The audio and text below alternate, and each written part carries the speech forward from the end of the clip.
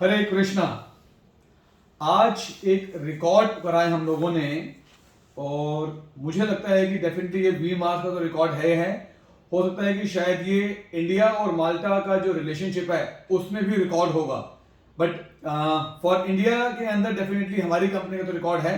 And I feel so that कि ये record एक बहुत बड़ा रिकॉर्ड है। 57 ईयर्स डॉक्टर अशोक हमारे साथ हैं। डॉक्टर अशोक की जो एज है वो है 57 and he got his Malta student visa. Doctor Ashok बहुत बहुत मुबारक हो आपको पहले तो थैंक यू कि you got your Malta student visa. So कई बार लोग पूछते हैं कि माल्टा स्टूडेंट वीजा में क्या एज एप्लीकेबल होती है, तो हमेशा मेरा एक ही क्वेश्चन होता है, क्योंकि जितना मेरा यूरोप का एक्सपीरियंस रहा है या शेंगन का एक्सपीरियंस रहा है या स्पेसिफिकली माल्टा को लेकर एक्सपीरियंस रहा है, तो माल्टा गवर्नमेंट या शेंगन गवर्नमेंट या यूरोप गवर्नमेंट एक बात कहती है कि जी हमारे लिए एज का कोई बैरियर नहीं है। कोई भी कभी भी अपनी पढ़ाई अपनी एजुकेशन ले सकता है, प्रोवाइडेड वो जेन्युइन स्टूडेंट होना चाहिए। अगर वो जेन्युइन स्टूडेंट है तो एज का कोई क्राइटेरिया कोई बार नहीं है।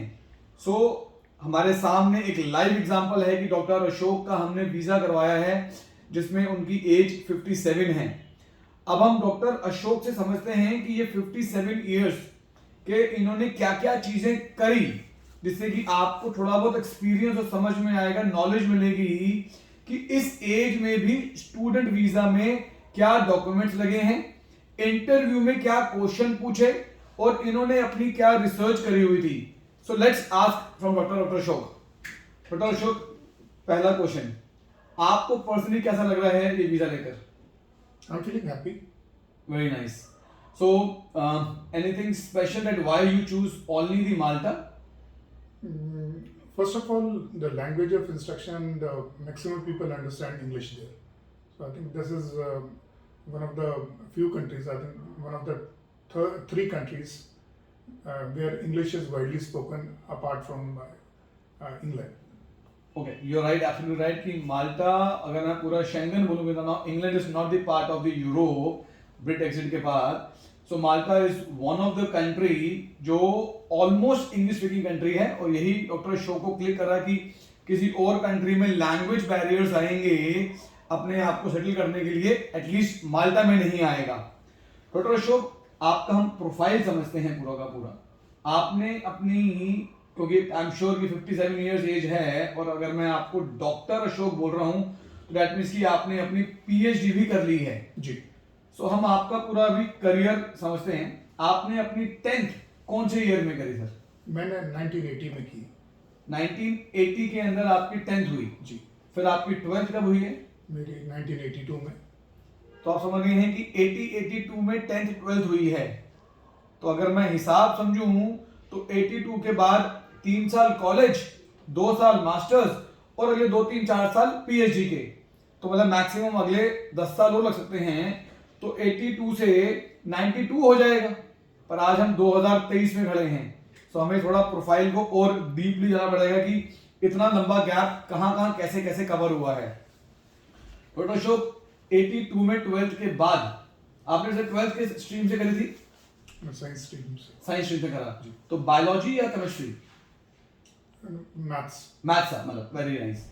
सो 12th के बाद फिर करा? इसमें दोनों थे, बायोलॉजी भी थी और मैथ्स भी था। मैथ्स भी। तो आपका पीसीबीएम था? जी। पीसीबी भी और एमबी था, वेरी नाइस। तो उसके बाद फिर आपने क्या करा? कुछ टाइम मैंने वेट किया और फिर एरोनॉटिकल इंजीनियरिंग ज्वाइन की मद्रास में। तो ये आपने जो अपनी इंजीनियरिंग ज्वाइन करी मद्रास, ये कौन से ईयर में करी? 1985 में मैंने जो एरोनॉटिकल इंजीनियरिंग में। तो मतलब 82 से लेकर 85 तक आप अपनी रिसर्च कर रहे थे कि मैं कौन सा कोर्स कहां पर क्या ज्वाइन करूं। बीच में मैकेनिकल में भी था, लेकिन finally I decided that I should go for aeronautical maintenance. तो 85 formally I chose aeronautical engineering. और ये आपकी एरोनॉटिकल इंजीनियरिंग कौन से ईयर में कंप्लीटेड हुई आपकी? मेरी 1990 में क्लियर हुई। 1990 में कंप्लीट हुई। तो आई एम श्योर कि इस ड्यूरेशन में कुछ आपका इंटर्नशिप भी रहा होगा, कुछ आपका एक्सपीरियंस भी रहा होगा। जी हाँ। प्रैक्टिकल कुछ जॉब पर आएंगे आप? हाँ जी, एविएशन ऑर्गेनाइजेशंस में मैंने मैंने काम किया है, अपनी इंटर्नशिप कंप्लीट की है। Very nice. सो 80 में 10th हुई, 82 में 12th हुई, 82 से 85 तक आपने सिर्फ रिसर्च करी मेजरली हाँ जी। कि हमें कहाँ पर पढ़, मुझे क्या कोर्स और कहाँ करना है। 85 में आपने एरोनॉटिकल इंजीनियरिंग ज्वाइन करी मद्रास में, जो आपकी 1990 में कंप्लीट हुई। जी। 1990 के बाद फिर क्या करा आपने सर?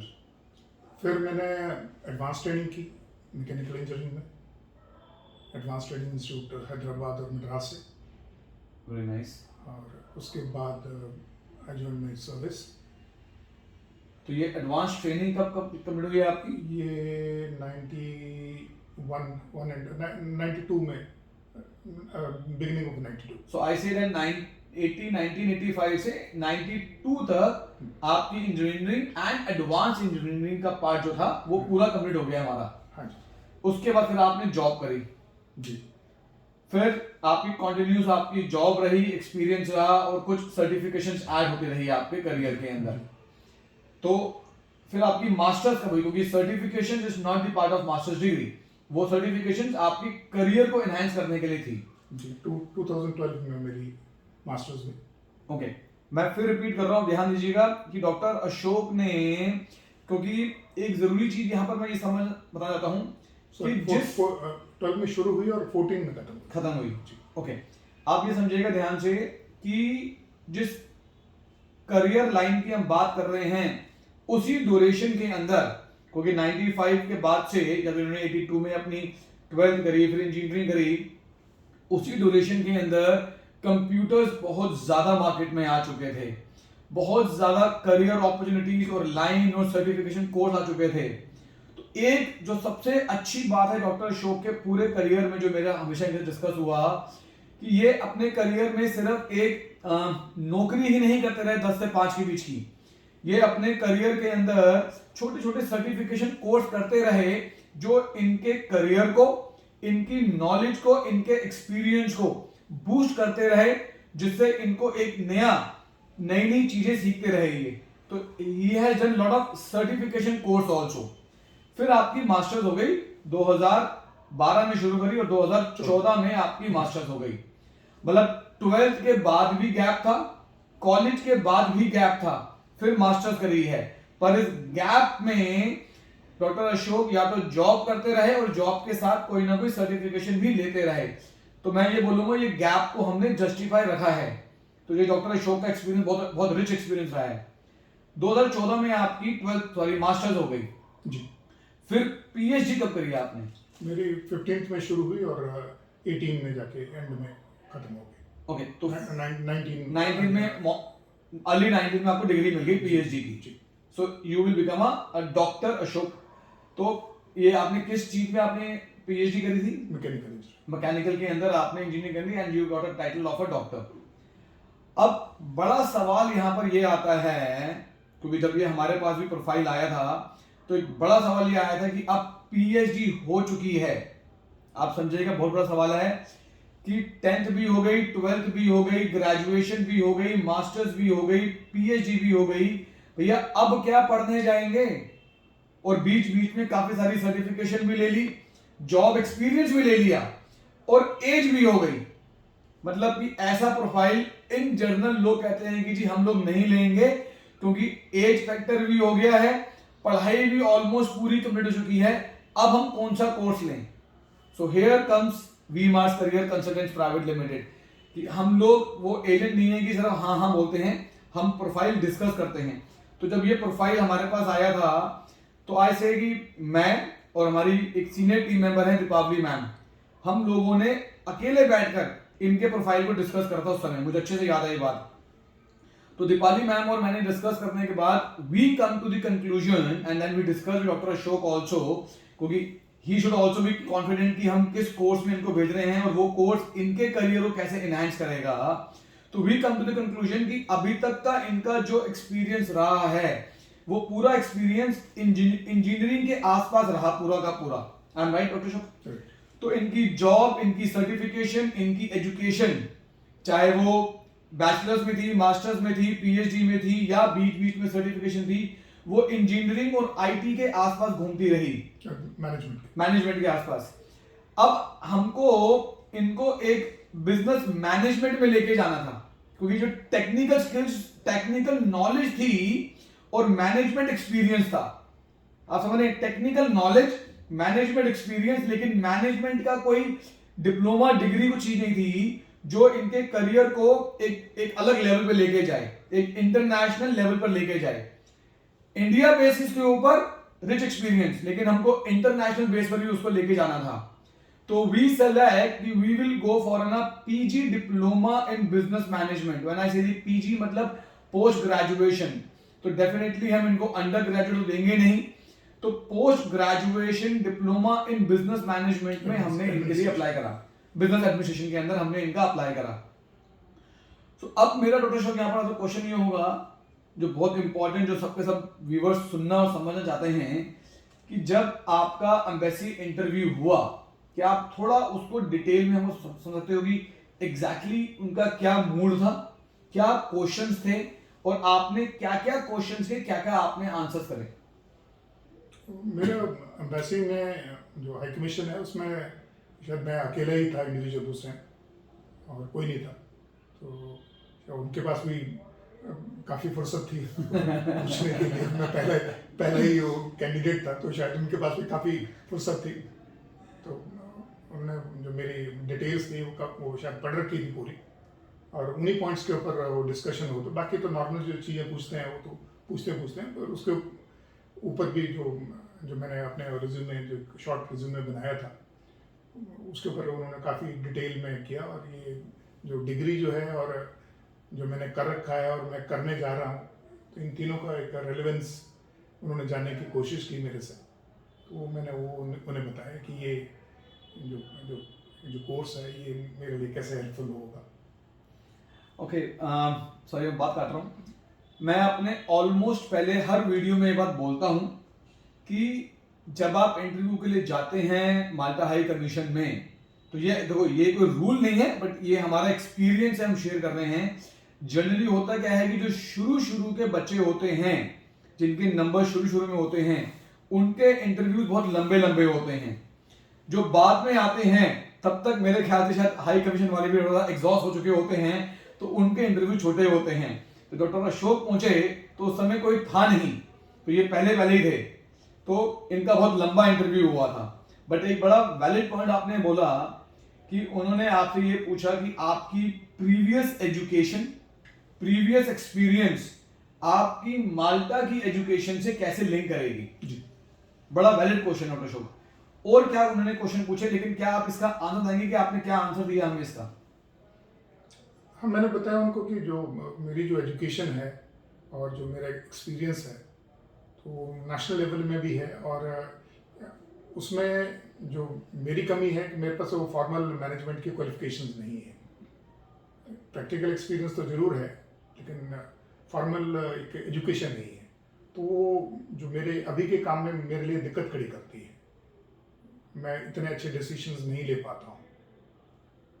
और दूसरा, क्योंकि मैंने मल्टीलैटरल ऑर्गेनाइजेशंस के साथ काम किया है, तो वहाँ मैंने महसूस किया कि एक इंटरनेशनल एक कंट्री में जाकर वहाँ पर एक्सपोजर लेकर, हाँ, वहाँ एक एक्सपोजर लिया जाए उनका, कि वो लोग क्या बेस्ट प्रैक्टिसेस फॉलो करते हैं अपने कामों में। तो वो फिर जब इंडिया आए वापस, तो वो हम भी इंट्रोड्यूस कर पाए, जिससे जो भी प्रोजेक्ट एजेंसीज हैं उनको काफ़ी मदद मिलती है कि जो नेक्स्ट जो इंडिविजुअल है he understands our way of working. बड़ा वैलिड पॉइंट बोला। मतलब सबसे कोर इंपॉर्टेंट पॉइंट है, मतलब ये सबसे कोर इंपॉर्टेंट पॉइंट है, बीज मंत्र है ये वाला। तो डॉक्टर अशोक ने बोला, क्या बोला कि I want to have an international exposure, या एक फॉर्मल मैनेजमेंट की नॉलेज लेना। बट क्यों लेना? क्योंकि मैं वो नॉलेज लेकर इंडिया आकर यहाँ पर जो कंपनीज हैं, जो गवर्नमेंट डिपार्टमेंट्स हैं, जो प्रोजेक्ट्स कर रहे हैं, ये उसमें मैं प्रैक्टिकली इंप्लीमेंट कर सकूं। मतलब कि मेरे इंडिया आना तय है, आप समझ रहे हैं? क्योंकि एक चीज एम्बेसी को आपको रियलाइज करवानी है कि आप जेन्युइन स्टूडेंट हैं और अपनी एजुकेशन के बाद आप इंडिया आएंगे और आपकी एजुकेशन प्रीवियस एजुकेशन से कैसे लिंक में है और ये एजुकेशन लेकर इंडिया में आप क्या करोगे। सो ही हैज लिंक्ड अपनी प्रीवियस एजुकेशन, करंट इनको क्या बेनिफिट होगा और उसका ये इंडिया में कैसे इंप्लीमेंट करेंगे, ये पूरा का पूरा सर्कल इन्होंने उनको समझाया। Very nice doctor Ashok. तो आई एम श्योर उन्होंने ये भी आपसे कुछ पूछा होगा कि माल्टा के बारे में भी, माल्टा या एमकाश के बारे में, कॉलेज के बारे में, इसके बारे में रिसर्च कैसे करी। हाँ, तो मैंने बताया उनको, मैं पीछे दुबई गया था। दुबई में एक एक्सपो चल रहा, दुबई 2000 एक्सपो चल रहा था। तो उसके अंदर हर एक कंट्री ने अपने अपने स्टॉल्स लगाए हुए थे। स्टॉल्स तो नहीं, अब तो वो एग्जीबिशन हॉल ही है एक तरीके से, बड़े बड़े थे। तो I had the opportunity of visiting the Maltese pavilion also. तो वहाँ पर मैंने जो माल्टा के जो लोग थे वहाँ उनसे कॉलेज के बारे में पूछा। तो उन्होंने कहा कि जो दो ही गवर्नमेंट के इंस्टीट्यूशंस हैं, एक माल्टा यूनिवर्सिटी और एक एमकास्ट, तो आपकी चॉइस बहुत अच्छी है और आप जरूर करें, यहाँ पर आपके लिए बहुत फायदेमंद रहेगा। Very nice. सो आप देख रहे हैं कि जब एम्बेसी ने इनसे ये पूछा कि आपने यही कॉलेज एमकास्ट ही क्यों चूज करा, तो ऐसा नहीं है कि इन्होंने कोई एमकास्ट की तारीफ करी, वो ठीक है, वो तो हम हर कॉलेज की तारीफ करते ही हैं कि ये कॉलेज क्यों, लेकिन इनकी अपनी खुद की जो पर्सनल रिसर्च थी, इन्होंने वो रिसर्च भी शेयर करी कि दुबई के अंदर एक्सपो 2020 में ये गए थे, वहां पर माल्टा का जो पवेलियन था उनसे डिस्कस करा। उन्होंने बोला yes, university of Malta and MCAST is two government college और जिनकी वैल्यू है। और वहां पर मुझे बताया था डॉक्टर अशोक ने कि वहां पर डॉक्टर अशोक को इन्होंने माल्टा का एक बैच दिया था और इंटरव्यू में ये वो बैच लेकर भी गए और वो बैच उनको दिखाया भी, राइट डॉक्टर अशोक। तो उससे क्या है कि इंटरव्यूअर को एक कॉन्फिडेंस आता है कि यार व्यक्ति जेन्युइन है, सच बोल रहा है और अपनी पूरी रिसर्च करी हुई है कि जी इसी कॉलेज में या इसी कोर्स में क्यों जाना है। तो very happy doctor Ashok. Doctor Ashok, do you want to say something to our viewers कि हमने वी मार्स ने आपको कैसे हेल्प करी, कैसे सपोर्ट करा।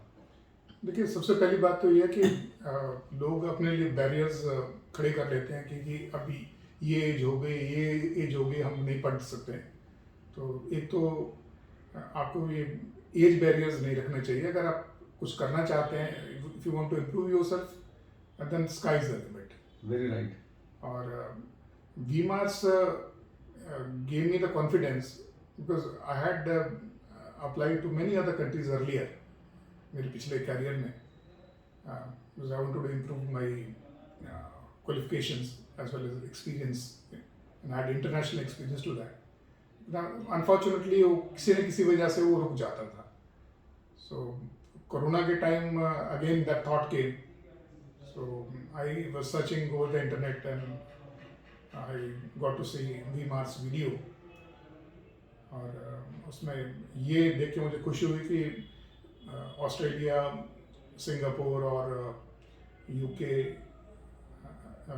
अमेरिका और कनाडा के अलावा I think one of the countries where English is widely spoken और जो कोर्सेज वगैरह भी इंग्लिश में होते हैं and they are at a reasonable cost, that is Malta.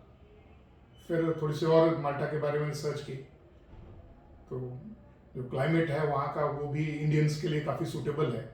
So I thought then I should be trying this particular country and this particular institution. और क्योंकि government institute था तो इसलिए एक लेवल ऑफ कॉन्फिडेंस और ज़्यादा आ जाता है। फिर मैं 20 मार्च से मैंने एक करस्पॉन्डेंस शुरू किया and today this is the result that I will be living shortly. बहुत बहुत मुबारक डॉक्टर अशोक आपको, आपके वीजा के लिए और आपके फ्यूचर करियर के लिए। I request all the viewers कि डॉक्टर अशोक को भी आप लोग भी मुबारकबाद दें, wish him all the best and thank you so much for watching this video. I am sure कि आपको काफ़ी इंस्पिरेशन मिला होगा डॉक्टर अशोक के आंसर से भी। आप में से कोई भी अगर माल्टा स्टूडेंट वीज़ा से रिलेटेड कोई भी क्वेरी है या आप प्रोसेस करना चाहते हैं तो नीचे हमारी टीम के नंबर्स दिए गए हैं, हमारी टीम को कॉल करें, मीट करें, अपना प्रोसेस शुरू करें। हमारे ऑफिसेस, हमारा हेड ऑफिस है नोएडा में, दिल्ली के साथ में। बाकी हमारे ऑफिसेस दिल्ली में हैं, सिरसा में हैं, कुरुक्षेत्र में हैं, गुजरात में हैं, हैदराबाद में हैं, गुंटूर में हैं। आप किसी भी ऑफिस में विजिट कर सकते हैं और अपना प्रोसेस शुरू कर सकते हैं। मैं Aman Shukla, I am the CEO of the company. Thank you so much. Hare Krishna.